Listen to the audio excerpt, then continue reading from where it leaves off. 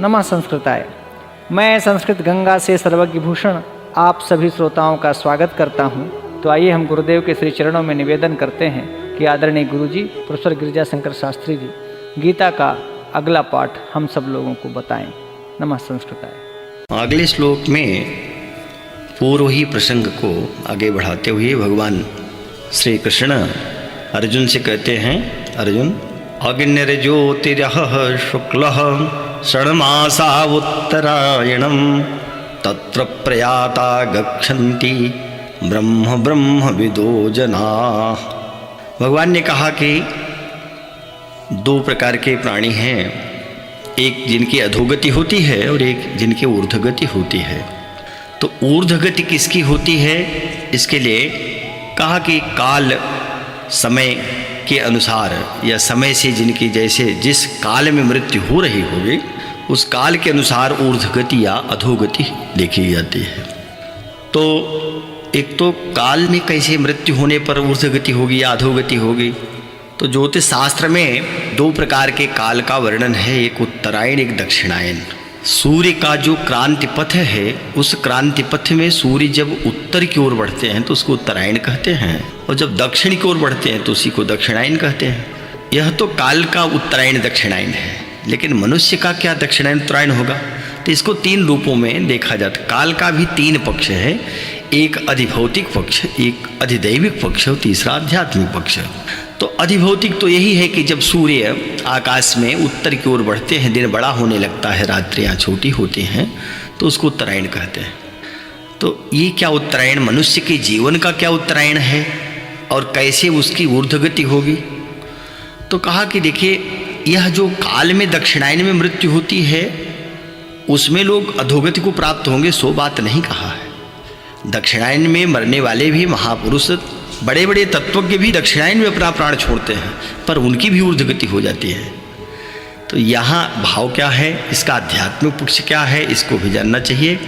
तो अग्नि का अर्थ यहाँ वाक से है, वाणी से ही अग्नि, या कहें वाणी की अधिष्ठात्री देवता अग्नि है, और अग्नि के प्रभाव से ही वाणी बाहर प्रस्फुटित होती है।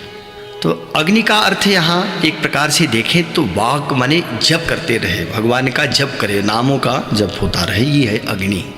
और ज्योति का अर्थ तो निश्चित ही जो निद्रा माने सोने पर नहीं दिखाई पड़ती और जागरण होने पर जिसका प्राकट्य होता है वही है ज्योति। ज्योति माने प्रकाश, ज्योति माने प्रकाश पुंज। और अह अब शब्द आया, रह, अह का अर्थ होता है, आध्यात्मिक अर्थ जो है वो ये है कि अ से लेकर ह पर्यंत ही पूरे स्वर व्यंजन होते हैं। तो अह माने प्रकाशात्मा, जीवात्मा, प्रकाशात्मा, वो हमेशा प्रकाश से परिपूर्ण है।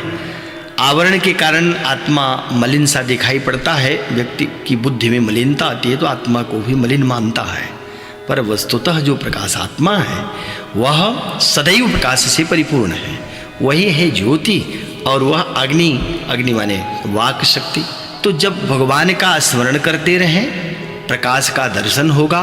और शुक्ल शब्द कहा, शुक्ल का अर्थ तो शुक्ल पक्ष होता है, जब चंद्रमा बढ़ने लगता है वो शुक्ल पक्ष है। लेकिन शुक्ल और कृष्ण जो दो शब्द है उसमें कृष्ण माने काला और शुक्ल माने सफेद। तो जो मनुष्य जीवन में कार्य करता है, अगर उसका कार्य सफेद कार्य का अर्थ है कि उत्तम कार्य कर रहा हो, अच्छे कार्यों को कर रहा हो, सत्य, अहिंसा, सत्य के साथ अस्तेय, अपरिग्रह, ब्रह्मचर्य, अथवा ये भी कहें कि वह जो भी दैनिक जीवन में कार्य अपना कर रहा है, संपन्न कर रहा है, वह यदि परोपकार को दृष्टि में रख करके कर रहा है या परमात्मा को समर्पित करके कर रहा है, तो उस कृत्य को, उस कार्य को शुक्ल कहा है। शुक्ल का भौतिक अर्थ तो वही है शुक्ल पक्ष, लेकिन यहाँ शुक्ल का अर्थ उत्तम कार्य करता हुआ, प्रकाशात्मा, वाक शक्ति के माध्यम से अथवा वाणी से जप करता हुआ ज्योति का दर्शन करे, तो यही है उसका षण्मासा 6 महीने पर्यंत उत्तरायणम, उत्तरायण होता है। ये देखिए आध्यात्मिक अर्थ है। उत्तरायण का अर्थ है कि जो चक्र हैं मूलाधार से लेकर, मूलाधार, मणिपुर, आज्ञा चक्र और स्वाधिष्ठान आदि नीचे ही हैं, इन सारे चक्रों में इसके 2 भाग करिए। तो जो नाभि देश से ऊपर वाला भाग है, इसको उत्तरायण की संज्ञा दें, ऊपर का, यही है उत्तरायण माने ऊपर उठाओ। तो प्रायः जब हम संसार से हट करके ईश्वर की ओर चलने का यत्न करते हैं तो मानो हमारी यात्रा उत्तर दिशा की ओर हो रही है, यही उत्तरायण होना होता है। ये इसका आध्यात्मिक अर्थ है। यद्यपि टीकाकारों ने इसके दो ही अर्थ, दैविक पक्ष अर्थ किया और भौतिक पक्ष किया। भौतिक पक्ष अर्थ यही है कि उसी उत्तरायण जिसको भीष्म पितामह प्रतीक्षा करते रहे, सरसैया पर पड़े थे, लेकिन कहा कि जब उत्तरायण के सूर्य होंगे तो हम अपना प्राण छोड़ेंगे, तो वह तो भौतिक अर्थ है। आज भी उत्तरायण होता है मकर संक्रांति से और दक्षिणायन होता है कर्क संक्रांति से, लेकिन यहाँ भगवान का अभिप्राय यही है कि जीवन का पूर्वार्ध तो नष्ट हुआ समझो, लेकिन उत्तरार्ध में तुम उत्तरायण की ओर तो बढ़ो, भगवान की ओर बढ़ो, संसार के कार्यों में सदैव लिप्त मत रहो, उससे ऊपर उठो, ये अर्थ है। तो अग्निर ज्योतिरह शुक्ल, ज्योतिर माने ज्योतिर्मय, अग्नि ही। अब यहाँ जो इसका एक अधिदैविक पक्ष अर्थ है वो यही है कि अग्नि का अभिमानी देवता, वही वाग, और अह माने दिन का अभिमानी देवता, अह माने दिन, अग्नि माने अग्नि देवता, तथा शुक्ल माने शुक्ल पक्ष का अभिमानी देवता, पक्ष का देवता। और षण मासा, ये 6 महीनों का उत्तरायण माने जो उसका अभिमानी देवता है। तो ये काल का ही वर्णन चल रहा है। कहा कि तत्र प्रयाता, तत्र माने इस स्थिति में, प्रयाता माने जो मर कर गए हुए हैं, जिनके शरीर छूटती है और इस लोक से ऊर्ध्व लोक की यात्रा कर जाते हैं, या इस लोक को छोड़कर अन्य लोक की यात्रा करते हैं। प्रयाता माने शरीर छूटने पर। ब्रह्मविदः जना, ब्रह्मविद जन, ब्रह्मविद माने जिन्होंने परमात्मा को जान लिया है, जिन्होंने ब्रह्म का बोध कर लिया है, ऐसे ब्रह्मवेत्ता लोग। जनाः जन, व्यक्ति, योगी लोग। तो जैसा कहा कि 6 महीने का जो उत्तरायण है, इसमें जब शरीर छोड़ा तो ब्रह्म कक्षन्ते, वो ब्रह्म को ही प्राप्त हो जाते हैं। तो कौन ब्रह्म को प्राप्त इनको कराएगा? कहा इन जिन देवताओं का वर्णन किया। एक तो ज्योति, ज्योति माने प्रकाश, दूसरा अग्नि ही, अग्नि का अभिमानी देवता वाक, तीसरा अह, दिन का, अह माने दिन भी होता है, तो दिन का अभिमानी देवता, तथा शुक्ल, शुक्ल का अभिमानी देवता। ये अभिमानी देवता क्या होते हैं? अभिमानी देवता क्यों कह रहे हैं? क्योंकि इसके जो एक एक के देवता कहे गए, लेकिन अनेक देवता एक के भी हो सकते हैं, तो जो एकमात्र उसका विशिष्ट देव है उसको अभिमानी देव की संज्ञा दी जाती है।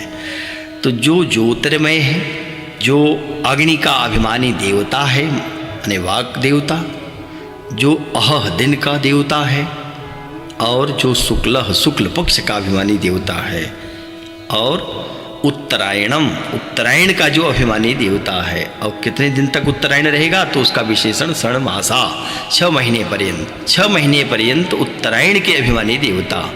ये उस काल में जिसकी मृत्यु होती है उसे कहाँ ले जाएंगे? तो कहा कि ब्रह्म गच्छन्ति, ब्रह्म को प्राप्त होंगे। और कब होंगे? तो कहा प्रयाता, प्रयाता माने शरीर छूटने के बाद। वो कौन लोग हैं? कहा वो सब नहीं, ब्रह्मविद जना है, माने जो ब्रह्म वेत्ता जन हैं, ब्रह्म को जानने वाले तत्वज्ञानी लोग हैं। जब उनकी शरीर छूटेगी तो इतने अभिमानी देवता उनका साथ देते हुए ब्रह्मलोक तक पहुंचा देंगे। ये अर्थ अधिदैविक पक्ष से टीकाकारों ने किया, लेकिन जो इसका आध्यात्मिक पक्ष है वो यही है कि भाई जभी से आपको बोध हो जाए, जीवों को एक प्रकार से संकेत करते हुए कह रहे हैं। अर्जुन उसके आचार्य हैं, जीवों के आचार्य हैं, तो अर्जुन को माध्यम बना करके पूरी सृष्टि को भगवान ये संदेश दे रहे हैं कि देखो भाई, जब से बोध हो जाए तभी से जानो ज्योति का दर्शन करना है। और ज्योति कौन है? ज्योतिर्मय, जो प्रकाश में अपनी आत्मा है वही है ज्योति। तो ज्योति स्वयं प्रकाशाय नमस्करोमि, बार बार ये वर्णन आता है भगवान के उसमें। आत्मा भी स्वयं प्रकाश है और आत्मा ब्रह्म का ही स्वरूप है। तो जो ज्योतिर्मय है, जो अग्नि है माने वाक देवता, वाक देवता, और अह, वाक देवता का अर्थ है जप करते करते जो भगवान में तन्मय हो गया है, यह अर्थ है। और अह, अह का अर्थ तो दिन का अभिमानी देवता, लेकिन अह माने प्रकाश, आत्मा, प्रकाशात्मा, आत्मा जो जीव का प्रतिनिधित्व कर रहा है, और शुक्ल जो शुक्ल पक्ष का अभिमानी देवता है। तो शुक्ल का अर्थ इस अर्थ में ले कि उत्तम कर्म करते हुए, आध्यात्मिक पक्ष अच्छा कर्म करते हुए, जो षण्मासा उत्तरायणम, यहाँ षण्मासा को क्या कहेंगे, माने 6 महीने पर्यंत नहीं, बल्कि जीवन के उत्तरार्ध वाले भाग को, जो अब बचा हुआ है शेष जीवन, उस जीवन में भगवान के परम नामों का, मंगलमय नामों का संकीर्तन करते हुए, जप करते हुए, स्मरण करते हुए, जब शरीर छोड़ेंगे तत्र प्रयाता, जब शरीर छूटेगी तब ब्रह्मविदः जना, जिसने अभी तक ब्रह्म की उपासना किया, ऐसे ब्रह्मविद जन ब्रह्म गच्छन्ति, ब्रह्म लोक को या ब्रह्म भाव को प्राप्त हो जाएंगे। ब्रह्मवेत्ता जो होता है वो ब्रह्म को जानने मात्र से ही ब्रह्मत्व को प्राप्त हो जाता है। ब्रह्मविद ब्रह्म ही वो भवति, ये वेद का मंत्र है। माने जो ब्रह्मविद होता है वो स्वयं ब्रह्म हो जाता है। तो ये इस श्लोक में भगवान ने अर्जुन के माध्यम से पूरे जीव को ये संदेश दिया कि आप इसको जान करके भगवान के नामों का स्मरण करते हुए शुक्ल कर्म करते रहें। शुक्ल कर्म सफ़ेद कर्म, सफ़ेद कर्म माने ईमानदारी से, परिश्रम पूर्वक, और यदृच्छया जो प्राप्त हो रहा हो, सहज में जो मिलता रहा मिल जाए, उसी कार्य में निष्ठापूर्वक कार्य को संपन्न करते हुए, भगवान के नामों का स्मरण करते हुए ज्योति का दर्शन करें। ज्योति का अर्थ प्रकाशमान जो आत्मा है उसका दर्शन करते हुए, जब शरीर छूटे, शरीर का जब ये प्रारब्ध पूर्ण हो जाएगा तो स्वतः छूट जाएगी, उसकी चिंता नहीं करनी है कि शरीर कब छूटेगी। दक्षिणायन या अच्छा, दक्षिणायन में जिनका प्राण होता है वो नरक लोक को नहीं जाते, यह अर्थ नहीं है। वो जो लोग दक्षिणायन में प्राण छूटता है, इसका अर्थ है कि पितृलोक तक जाते हैं और वहाँ से पुनरावर्तन होता रहता है, शरीर पुनः धारण करनी पड़ेगी, इतना ही अर्थ है। और उत्तरायण के जो जन हैं, यदि उन्होंने ब्रह्म को जान लिया है, तत्ववेत्ता हो चुके हैं, तो निश्चित ही उनकी मृत्यु होने पर वो ब्रह्म को प्राप्त हो जाते हैं। तो जो पापी हैं वो कहाँ जाएंगे, कब उनकी मृत्यु होगी? तो कहा कि उनके लिए काल वैशिष्ट नहीं है, वो कभी भी मृत्यु हो उनकी अधोगति ही होगी, ऊर्ध्वगति ही नहीं हो सकती। पापियों की तो अधोगति ही होती है। पुण्यात्माओं की 2 प्रकार से गति देखी जाती है। एक उत्तरायण का अर्थ है कि वो ब्रह्म को प्राप्त हो जाते हैं, और दक्षिणायन की मृत्यु का अर्थ है कि वो पुनरावर्तन होता है, पुनः मृत्युलोक में आते हैं, शरीर धारण करते हैं। तो यह इस श्लोक का भाव है। अगले श्लोक में फिर भगवान ने कहा, धूमो रात्रिस्तथा कृष्णः षण्मासा दक्षिणायनम तत्चांद्रमशं ज्योतिर्योगी प्राप्य निवर्तते। धूमो रात्रिस्तथा कृष्णः।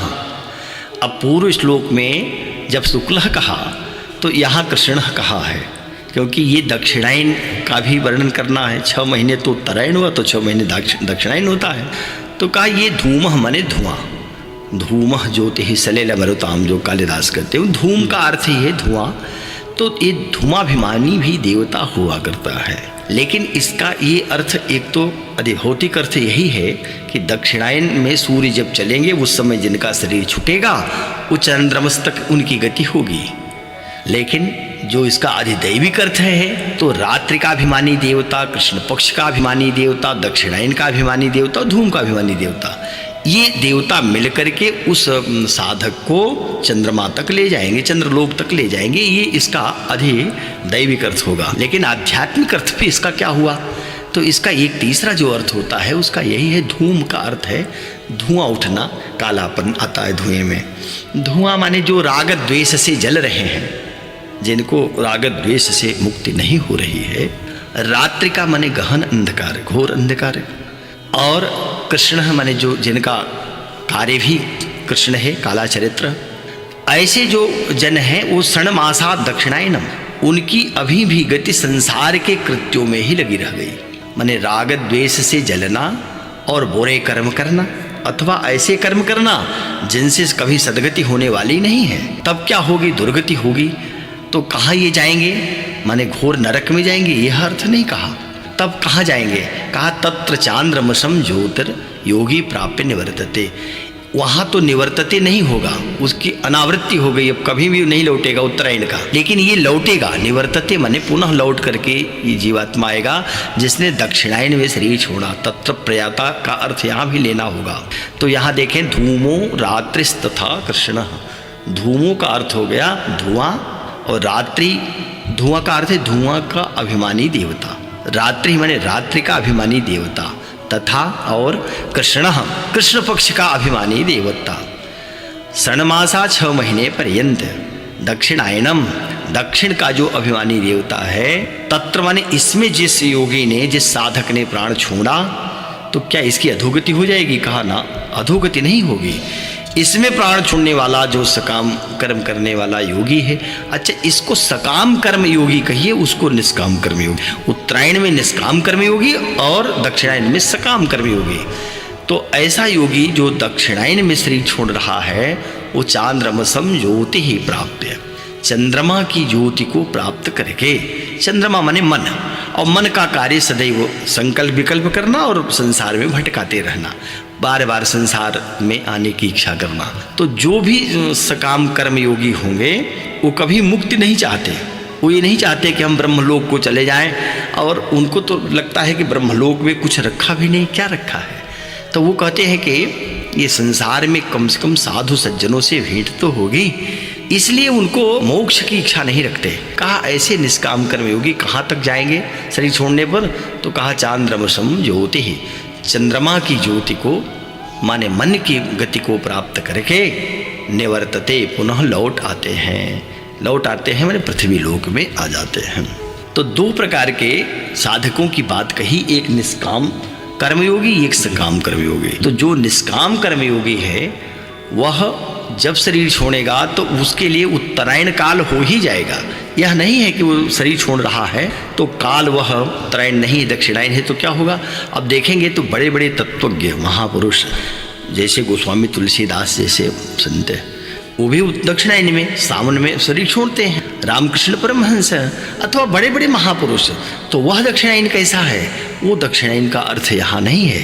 काल चैतन्य, एक बात और कही जाती है ना, गंगे तो दर्शनान मुक्ति, या सरजू स्नानात् मुक्ति, अथवा काश्यान मरणान मुक्ति।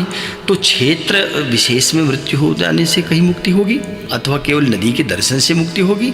तो ये क्या है? तो इसका अर्थ है कि उसमें उपहित जो चैतन्य है, जैसे क्षेत्र में काशी में उपहित चैतन्य भगवान शंकर से जिसने तादात्म्य बना लिया, जिसने सरयू के चैतन्य से तादात्म्य बनाया, गंगा के चैतन्य से जिसने तादात्म्य कर लिया, ऐसा जो व्यक्ति है वो तो सदैव मुक्त है। फिर क्या होगा उसका? तो कहा कि उसके लिए सदैव उत्तरायण बनेगा। जब शरीर छोड़ेगा तो ब्रह्मविद ब्रह्मलोक को प्राप्त होगा। लेकिन सकाम कर्मयोगी, सकाम जो योगी साधक है, उसके लिए, क्योंकि उसके मन में अभी थोड़ा राग द्वेष है, तो उसके लिए वह दक्षिणायन ही मृत्यु होगी। इसको दक्षिणायन कहें, दक्षिणायन की मृत्यु है, और वह चंद्रमा के लोक तक जाकर अथवा मन के स्तर तक जाता है, पुनः लौट करके इसी संसार में आ जाता है। ये इन 2 श्लोकों में भगवान ने उस योगी की, जो साधक है, निष्काम कर्मयोगी और सकाम कर्मयोगी है, उनकी किस प्रकार की गति होती है, कौन लौट आता है और कौन अनावृत हो जाता है, पुनः नहीं लौटता, ये बातें इसमें बताई है। अगले श्लोक में भगवान कह रहे हैं, शुक्ल कृष्णे गति हेते जगतः शाश्वते मते एकया यात्यनावृत्तिम अन्यया वर्तते पुनः। भगवान ने कहा कि देखिए 2 प्रकार की गति, एक शुक्ल एक कृष्ण, और इसी को वेद में भी अथवा कहें कि उपनिषदों में भी 2 मार्ग बताए गए, एक धूम मार्ग और एक पितृयान। तो अग्नि मार्ग और धूम मार्ग 2 मार्ग हैं, पितृयान और देवयान, 2 यान होते हैं जिससे गमन करना होता है। तो जो धूम मार्ग है एक अर्ची मार्ग, तो अर्ची मार्ग क्या है? उससे जाने वाला योगी वही है शुक्ल। तो शुक्ल है, इसका अर्थ है कि वह उत्तरायण का काल हो ही गया। लौकिक में अथवा भौतिक में सूर्य भले ही कर्क का हो, चाहे तो सिंह कन्या का हो, दक्षिणायन का ही दिखाई देता हो, लेकिन जो साधक है जब उसने अपना शरीर छोड़ा है तो वह उसके लिए शुक्ल मार्ग हुआ, अर्ची मार्ग हुआ, और वह उस कहें कि देवयान से जाता हुआ अपने उस ब्रह्म लोक को प्राप्त कर लेता है। तो दो प्रकार की गति होती है, एक को शुक्ल कृष्णे गति, एक शुक्ल गति है, एक कृष्ण गति है। शुक्ल का अर्थ देवयान और कृष्ण का अर्थ पितृयान। ये यान क्या है? यान माने कोई वाहन नहीं आएगा, यान माने कोई विमान लेकर के आएगा कि इस पर बैठकर चलिए, सो बात नहीं। यद्यपि ये भी बातें सुनी जाती हैं कि विमान से फिर वो जीवात्मा उस लोक को जाता है, लेकिन यान का सीधे से अर्थ है यहाँ गमन। गमन माने देवताओं के मार्ग से गमन और पितृयान में पितरों के मार्ग से गमन। पितृयान जो कहा है, पितृलोक, ये चंद्रलोक के समीप में ही लोक है। पितृलोक में जाने वाला जीव पुनः इस संसार में लौटता है, लेकिन देवयान से जाने वाला वो पुनः उसका पुनरावर्तन नहीं होता। तो यहाँ कहा कि दो मार्ग हैं, एक शुक्ल कृष्णे गति और हेते ही एते, ही माने क्योंकि, एते माने यह दो प्रकार के, और जगत माने जगत के। शुक्ल कृष्णे, शुक्ल और कृष्ण अर्थात देवयान और पितृयान। गति माने मार्ग, गति गति द्विवचन है, तो शुक्ल कृष्णे दो हैं, दोनों के लिए कह रहे हैं कि ये मार्ग है शाश्वते, ये सनातन। मते माने माने गए, ये सनातन है, ये नहीं है कि आज से आरंभ किया गया है या आगे आरंभ होंगे, ये जब से सृष्टि चलती है तब से चल रहे हैं। तो ये दो मार्ग हैं, एक कृष्ण मार्ग, एक शुक्ल मार्ग है। तो जो कृष्ण कर्म कर गए, निश्चित ही ऐसे कृष्ण माने वहाँ जो काला कर्म करने वाले हैं, निश्चित ही इनकी गति कभी भी मोक्ष की नहीं हो सकती, मुक्ति की प्राप्ति इनको नहीं होगी, इनको पुनरावर्तन करना होगा। लेकिन शुक्ल कर्म करने वाले वो वही हैं, उत्तरायण से गमन करने वाले, उनके लिए देवयान है। और ये दोनों मार्ग सनातन माने गए हैं, सनातन कहे गए हैं। इनमें से एक या माने एक के द्वारा गया हुआ, माने अर्ची मार्ग से जो गया हुआ है, याति अनावृत्तिम, अनावृत्तिम याति, वह अनावृत्ति माने फिर लौट कर न आने वाली। ये नहीं है कि फिर लौट करके आएगा, वो अब गया तो बस सदैव उसी लोक में विराज गया, माने पहुंच गया वो ब्रह्म के लोक को, ब्रह्ममय ही हो गया। अब उसके लिए कुछ भी शेष सृष्टि नहीं रही, आवागमन के बंधन से सदा के लिए मुक्त हो गया। तो कहा कि एक या माने एक के द्वारा अनावृत्ति में याति, वो पीछे न आने वाला माने पुनः न आने वाले गति को प्राप्त हो जाता है। और अन्य या दूसरे के द्वारा, वही कृष्ण के द्वारा, शुक्ल के द्वारा जो गया वो तो पुनरावर्तन नहीं हो रहा है, नहीं लौटेगा। लेकिन जो दूसरे के द्वारा गया, माने वह एक प्रकार से धूम मार्ग से गया है। धूम मार्ग से जाने वाला सकाम कर्मयोगी है और अर्ची मार्ग से जानने वाला निष्काम कर्मयोगी है। अर्ची मार्ग से जो जाता है उसके लिए देवयान मार्ग है, और जो धूम मार्ग से चल रहा है सकाम कर्मयोगी, उसके लिए जो मार्ग है वो है, उसको पितृयान कहा है। तो ऐसा जो कर्मयोगी है उसका क्या होता है, पुनः आवर्तते, बार बार वो आवर्तन होता है। मन मृत्युलोक में आया, यहाँ सुख दुख अपने कर्मानुसार भोगा, पुनः शरीर छूटी, पुनः नए नए अन्य योनियों में जाता हुआ इसी प्रकार से वो भोगों को प्राप्त करता है। तो भगवान ने ये स्पष्ट बताया कि देखें अर्जुन, सदैव ये योगी को चाहिए, योगी बने साधक को चाहिए कि वो देवयान का आश्रय ले, शुक्ल मार्ग का आश्रय ले।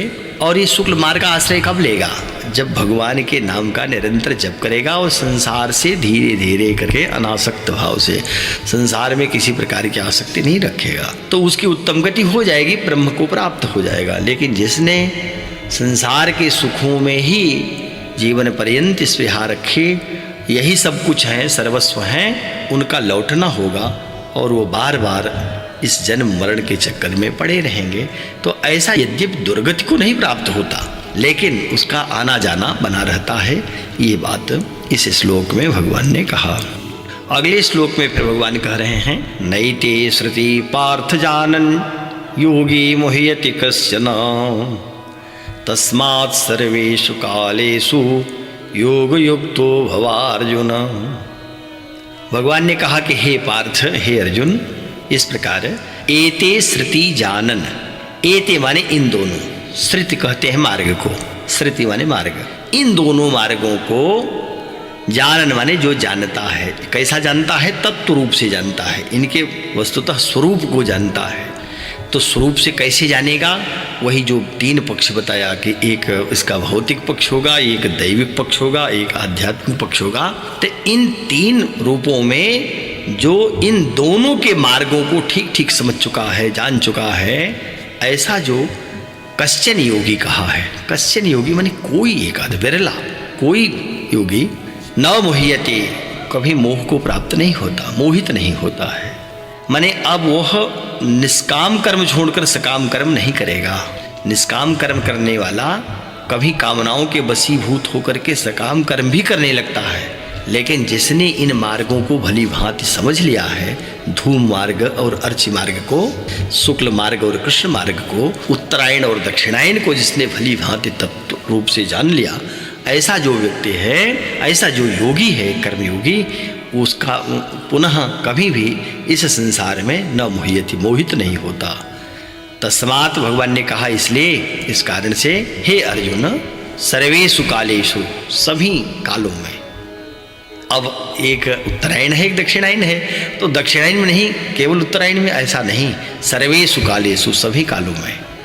और सभी कालों में, ये बहुत बड़ी बात भगवान ने यहाँ बता दिया कि ये मत समझना कि जो उपदेश दिया जा रहा है ये रणांगण में दिया जा रहा है, यहाँ युद्ध होने जा रहा है, तलवारें बज रही हैं, अब कब प्रहार होने शुरू हो जाएंगे, तो वहाँ क्या करेंगे? ये उपदेश किस काम का है कि आप हमको बता रहे हैं कि उत्तरायण में, दक्षिणायन में, अथवा निष्काम सकाम। तो अर्जुन के मन में भ्रम हो सकता है कि यहाँ तो युद्ध बिल्कुल आमने सामने सेनाएं खड़ी हैं और भगवान कह रहे हैं कि उत्तरायण से जो मरेगा वो तुम लोग को जा रहा है। तो कहा कि नहीं, ये न जानना, तस्मात् सर्वेषु कालेषु, संपूर्ण कालों में, जितने काल माने जो भी समय है, प्रत्येक क्षण योग युक्तो भव अर्जुन। हे अर्जुन, तुम योग युक्त भव, योग युक्त हो जाओ, माने कर्तव्य कर्म में लगे रहो।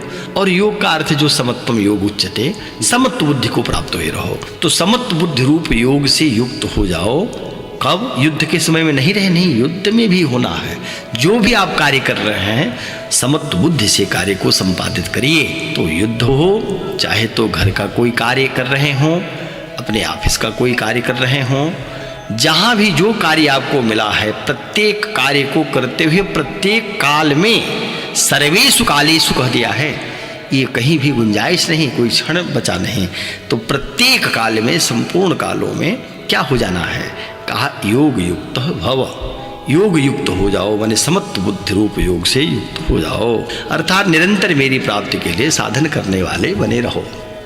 अब ये इस अध्याय का जो अंतिम श्लोक है, उस पर भगवान कहते हुए ये एक बहुत बढ़िया बात बताई। और इस श्लोक में देखें ये क्या कहते हैं, भगवान कह रहे हैं, वेदेषु यज्ञेषु तपस्सु चैव दानेषु यत् पुण्यफलं प्रदिष्टम् अत्येति तत्सर्वमिदं विदित्वा योगी परं स्थानमुपैति साध्यम्। वेदेषु यज्ञेषु तपस्सु चैव, कौन? कहा योगी। योगी माने जो योगी पुरुष है, इदम, इस रहस्य को, जो रहस्य अभी तक बताया गया है, इस रहस्य को विदित्वा, जान करके। और कैसा जाने? तत्व रूप से जान करके। तत्व का अर्थ है जो जैसा है उसको उस रूप में समझ करके।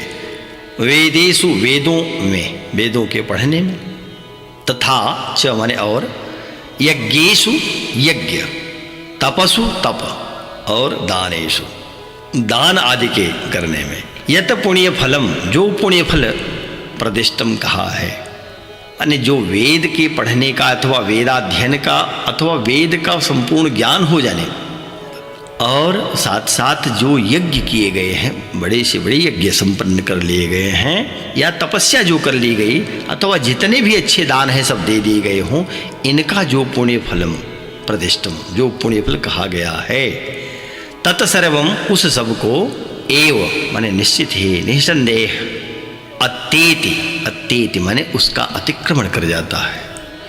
जिसने इसको जान लिया है, जो अभी तक भगवान ने बताया, शुक्ल और कृष्ण मार्ग को, अर्च मार्ग, धूम मार्ग को, कहा इसको जिसने जान लिया वह अतिक्रमण कर लेता है इन सब को। किसको? यज्ञ को, तप को, दान को, व्रत को, और साथ में जो कह दिया कि पूरे वेदों के, वेदेषु, वेदेषु बहुवचन है, और ये संपूर्ण वेदों का जिसने ज्ञान प्राप्त कर लिया है, देखिए वेद भी मृत्यु के समय में साथ छोड़ देते हैं। छंदासेनम मृत्यु काले त्यजन्ति। कैसे, जैसे जो पक्षी होते हैं घोंसले में, जब तक उनको पंखे नहीं रहते तब तक घोंसले में रहते हैं। नीडा शकुंता यु जात पक्षा, पंखा निकलते ही जैसे पंख आते हैं वैसे वो उस नीड को, घोंसले को त्याग करके चले जाते हैं। ठीक वैसे आचारहीनम न पुनन्ति वेदा, जो आचरणहीन है उनको वेद भी पवित्र नहीं कर पाते। यद्यप अधीता सह षड्भिरंगई, यद्यपि 6 अंगों के साथ भी क्यों न अध्ययन कर लिए गए हों, मृत्यु काल में कोई साथ नहीं देता।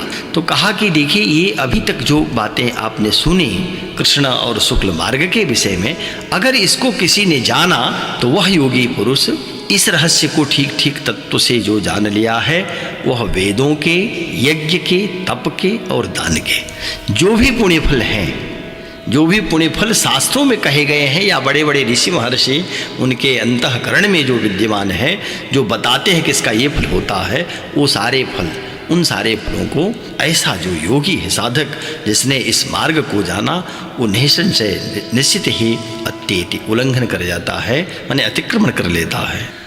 और च आद्यम परम स्थानम उपैति, और वह उसी स्थान को प्राप्त करता, आद्यम माने प्रथम, सनातन, और परम स्थानम परम पद को उपैति माने प्राप्त हो जाता है। तो भगवान का जो परम पद है, परम स्थान है, वहाँ कौन पहुँच सकता है? कहा कि जिसने वेद पढ़ लिया। कहा कि नहीं, वेदज्ञ से भूल हो सकती है, वो भी सकाम कर्मयोगी होगा। कहा यज्ञ करने वाला तो उससे भी कमी रह सकती है। तप और दान, इनके फल कहे गए, निश्चित ही इनका फल बहुत उत्तम है, उत्तम उत्तम लोक मिलेंगे, भोग मिलेंगे अच्छे से अच्छे, पर इससे ब्रह्मत्व की प्राप्ति होगी, ब्रह्म के परम पद को भी प्राप्त कर लेगा। कहा कि मिल सकता है, इनसे परम पद भी मिल सकता है, लेकिन उसके लिए बड़ी कठिनाइयाँ हैं। पर जिसने इन मार्गों को ठीक ठीक जाना, जो शुक्ल मार्ग कृष्ण मार्ग है, निश्चित ही वह संपूर्ण वेद पढ़ने का, यज्ञ करने का, तपस्या करने का और दान देने का जो पुण्य फल होता है, उन सारे पुण्य फलों को अत्येत उल्लंघन कर जाता है और निश्चित ही वह उस सनातन परम पद को प्राप्त हो जाता है। तो इस श्लोक के साथ भगवान ने इस अध्याय को यहीं समाप्त किया और अध्याय के अंत में ओम तत्सदिति श्रीमद्भगवत गीतासु उपनिषत्सु ब्रह्म विद्यायाम योग शास्त्रे श्री कृष्णार्जुन संवादे अक्षर ब्रह्म योगो नाम अष्टमोध्याय। इस अध्याय का नाम भगवान ने अक्षर योग रखा, और अक्षर योग इसलिए कहा कि प्रारंभ ही हुआ था कि ये अक्षर क्या है, अध्यात्म क्या है, ब्रह्म किसे कहते हैं, अर्जुन ने प्रश्न कर लिया था।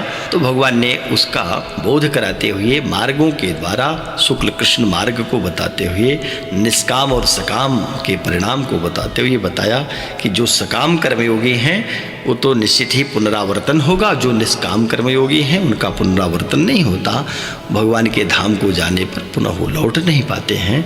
तो इसकी पुष्पिका में जो बात कह दिया तत्सदिति, इसका अर्थ है वही सत्य है, तत् सत, तत् माने वह जो कुछ कहा गया यही सत्य है। और ये तो निश्चित ही सारा उपनिषदों का निचोड़ है, सर्वोपनिषदों का, वो सारे उपनिषदों का जो गाय बना करके उसका दुग्ध अमृत लिया है, वो यहाँ ये समाप्त हुआ अक्षर ब्रह्म योग के नाम पर।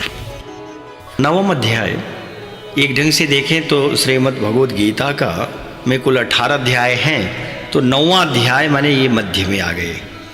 ये एक प्रकार से गीता का हृदय है, और यद्यपि षटक जो बनाया है 6-6-6 के हिसाब से, तो उसमें तो ये दूसरा षटक है, लेकिन जो ये 9वां अध्याय है ये भी बहुत श्रेष्ठ पूर्णता को एक ढंग से प्राप्त हो जाता है। 9 अंक पूर्ण अंक है, इसलिए इस अध्याय का नाम भगवान ने या हमारे आचार्यों ने, व्यास जी ने कहा कि ये राज विद्या और राजगुह्य नामक अध्याय है।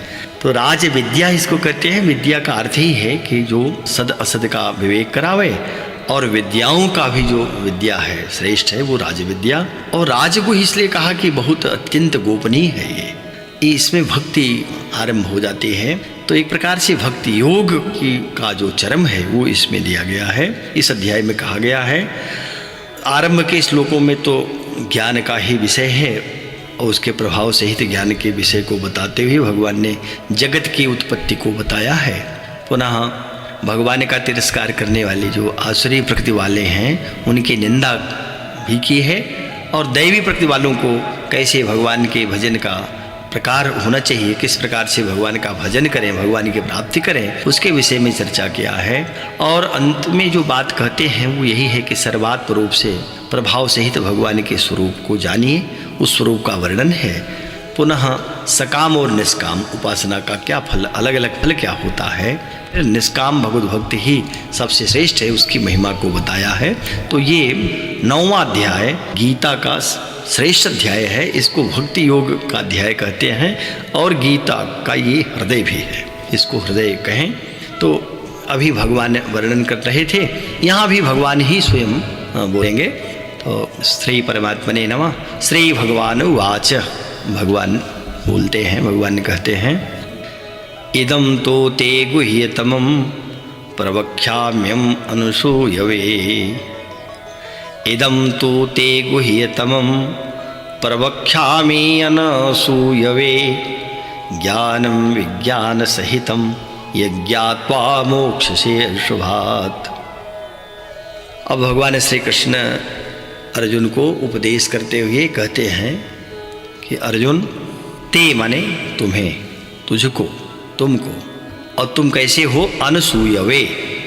अनसूयव, असूया अनसूया दो शब्द बनते हैं। असूय का अर्थ होता है कि गुणेषु दोषा विस्करणम इति असूया, जो दूसरों के गुणों में दोष देखे वही है असूया।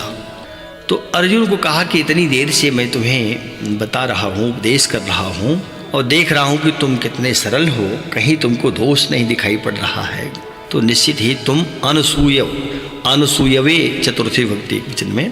तो हे दोष दृष्टि रहित अर्जुन, इदम गुह्यतमं ज्ञानम विज्ञान सहितम प्रवक्ष्यामि। इदम माने इस, गुह्यतमम, गुह्यतम माने गोपनीय, परम गोपनीय। गुह्य, गुह्यतर और गुह्यतम 3 शब्द बनेंगे। तो अत्यधिक जहाँ कहना होता है, माने पराकाष्ठा जहाँ होती है उसमें तमप प्रत्यय होता है, उसके बाद जहाँ कुछ न रह जाए। तो इसके पूर्व में भी भगवान ने जो व्याख्या किया है, अध्यायों में बांटा गया है, तो उपासना का भी वर्णन कर दिया, धर्म का भी वर्णन किया। तो जो धर्म है ये तो गुह्य उसको कहा है भगवान ने पूर्व अध्याय में ही। तो धर्म को कहा ये गुह्य है और जो उपासना है उसको गुह्यतर कहा। लेकिन अब भक्ति बताने जा रहे हैं, तो करें ये भक्ति जो है ये ज्ञान विज्ञान सहित, तो ये क्या है, तो कहा कि यह गुह्यतम है। और इसको किसे देना चाहिए, तो जिसमें दोष दृष्टि हो उसको नहीं बोध कराना चाहिए। दोष रहित जिसकी दृष्टि है, जिसका अंतःकरण असूय है, अनसूय है, असूया रहित है, ऐसे व्यक्ति को इसका बोध होना चाहिए। तो भगवान ने कहा कि हे अर्जुन, मैं देख रहा हूँ कि तुम्हारे अंदर किसी प्रकार के दोष दृष्टि नहीं है, तुम दोष दृष्टि रहित हो। तो ऐसे ही भक्त के लिए यह गुह्यतम ज्ञानम, इस गुह्यतम ज्ञान को माने गोपनीय ज्ञान को विज्ञान सहितम, विज्ञान के सहित, विज्ञान माने रहस्य के सहित, उसका जो प्रायोगिक भाग है उसको भी बताते हुए रहस्य के सहित प्रवक्ष्यामि, मैं कहूँगा। प्रवक्ष्यामि भविष्य के लिए है, मैं आगे कह रहा हूँ, मैंने कहूँगा। तो तू मैंने क्योंकि यत ज्ञात्वा, जिसको जान करके, ज्ञात्वा अक्तो प्रत्यय जान करके, अशुभात मोक्ष से, अशुभात मने दुख रूप जो कष्ट हैं उन कष्टों से, मोक्ष से मुक्त हो जाओगे। तो ये दुख रूप क्या है, कष्ट क्या है, तो संसार का जन्म ही, संसार का जीवन ही ये दुखमय है। इस संसार में त्रिविध ताप सदैव पीड़ा देते रहते हैं। तो त्रिविध ताप जो पीड़ा देते हैं इनसे कोई बच नहीं पाता है। एक कष्ट निवृत्त होता है कि दूसरा कष्ट आगे खड़ा होता है। 3 प्रकार से अपने परिणाम भी आते हैं। पूर्वकृत कर्मों के अनुसार तो मिलता ही है, उसके अनुसार ही जीव को भोगना होता है। तो संसार में जो आया है वो सब सुख ही भोग कर जाएगा, सो बात नहीं है, दुख भोगता है। कहा कि कैसा दुख भोगेगा, तो कहा कि संसार ही दुखमय है, सर्वम दुखमयम जगत, ये संपूर्ण जगत ही दुखमय है, इसमें कहीं सुख नहीं दिखाई पड़ता। सुख जो दिखाई पढ़ता है वो केवल मृग तृष्णा की भांति, केवल भ्रम से लगता है कि हाँ ये सुख है, ये सुख है, पर वो सुख कुछ भी नहीं है। दुखमय है संसार, सर्वम दुखमयम जगत। तो ये दुखमय ही जगत है। जो भी आप पढ़ेंगे शास्त्रों को, वहाँ देखेंगे कि आरंभ ही वहीं से करते हैं। जब आपने पढ़ा होगा सांख्य, तो उन्होंने कहा दुख त्रयाभिघातात्। तो 3 दुख हैं, 3 दुखों से कैसे निवृत्ति हो। और सर्वथा तो दुख नहीं समाप्त किए जा सकते, पर ये तो जरूर है कि दुख सहने की अगर क्षमता आ जाए तो भी वो व्यक्ति संसार में ठीक ढंग से जीवन जी सकता है। पर दुख रूप संसार से हम जीवन जिए इतना नहीं, इससे मुक्त कैसे हो जाए ये यत्न करना चाहिए। मनुष्य जीवन का जो सबसे बड़ा लाभ है वो यही है कि मनुष्य ही बोध कर पाता है, जान पाता है। पशु पक्षी या अन्य जितने भी जीव जंतु हैं उनको इसका बोध नहीं होता कि शरीर से हमारी मुक्ति कैसे हो, तो शरीर में ही उनकी आसक्ति हो जाती है। आप मच्छर को भी देखेंगे तो उसकी भी आसक्ति अपने शरीर में है, उसको भी मारने चलिए तो भागता है। तो सब में है आसक्ति अपने शरीर से। अगर मनुष्य को भी अभिनिवेश है अपने शरीर से तो वो दुख ही भोगता रहेगा आगे भी। वो इस मनुष्य तन को पा करके कंचन काया को यूं ही गंवा दिया। क्या करना है, कैसे हम जान पाए, कैसे छूट पाएंगे, इसीलिए भगवान ने बुद्धि दिया। तो भगवान शंकराचार्य ने कहा कि इस देह का जो सबसे बड़ा लाभ है वो 3 है।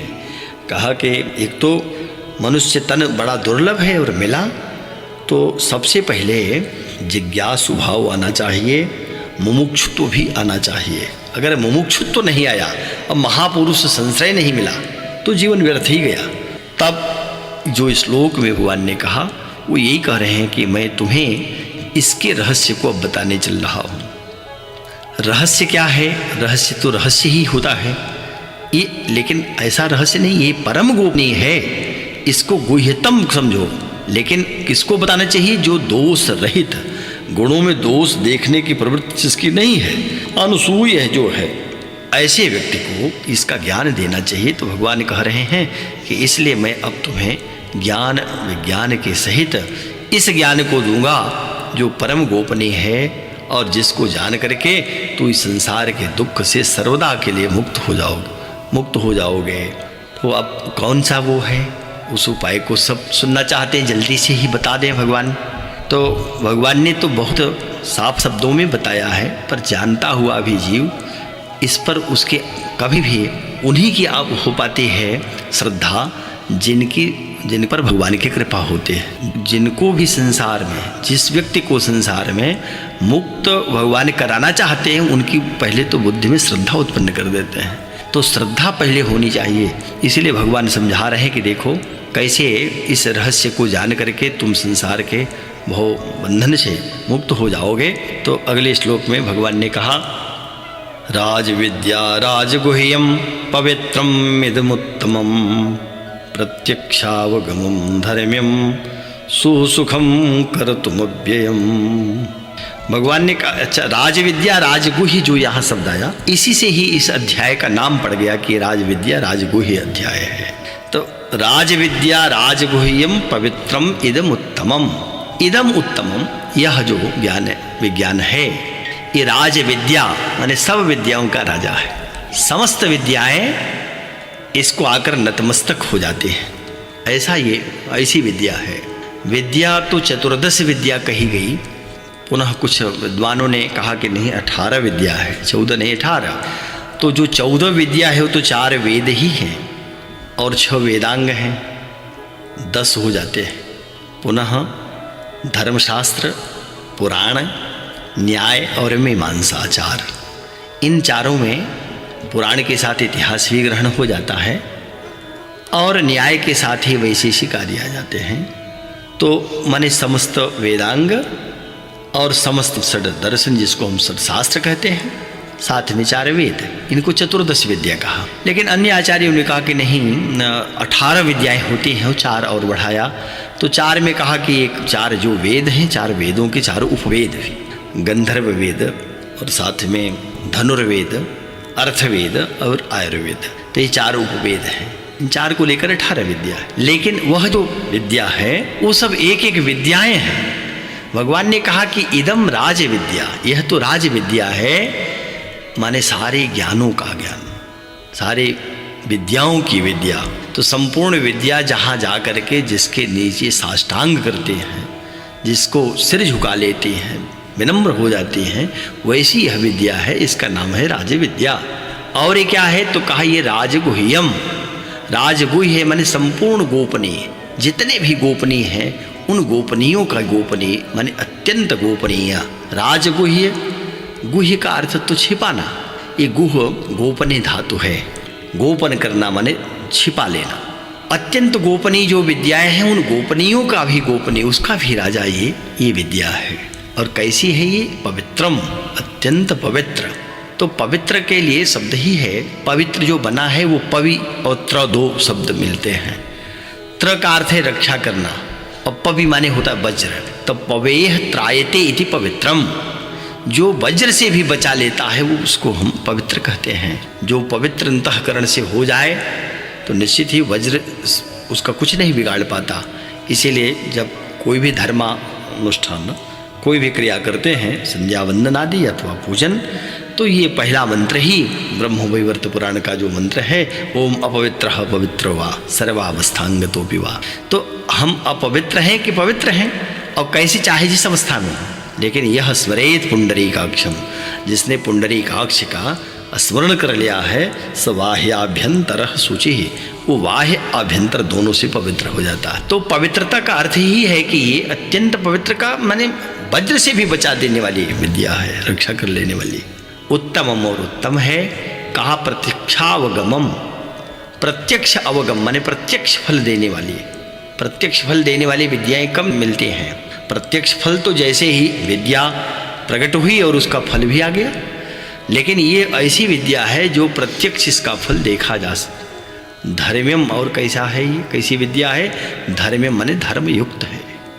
और कैसे है? कर्तुम सुसुखम, साधन करने में बहुत ही सुसुख है, अत्यंत सुगम है, बहुत सरल है। अव्ययम, अविनाशी है।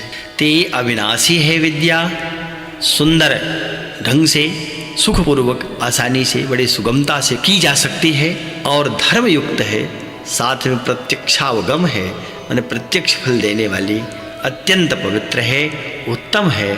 ऐसी इस राज विद्या और अत्यंत गोपनीय, अत्यंत गुह्य, गोपनीयों का भी जो गोपनीय राजा है, ऐसी इस विद्या को अब हम तुम्हें सुनाते हैं। अर्जुन से भगवान कह रहे हैं कि इसको जान लेने पर निश्चित ही व्यक्ति का जो संसार में दुख है उन सारे दुखों से निवृत्ति हो जाती है, मुक्ति हो जाती है। तो इसमें भगवान ने अर्जुन को इसका उपदेश किया। तो आज का पाठ यहीं पर समाप्त होता है। अगले पाठ के साथ, गीता के अगले अध्याय के साथ गुरुजी फिर उपस्थित होंगे। तब तक के लिए नमः संस्कृताय।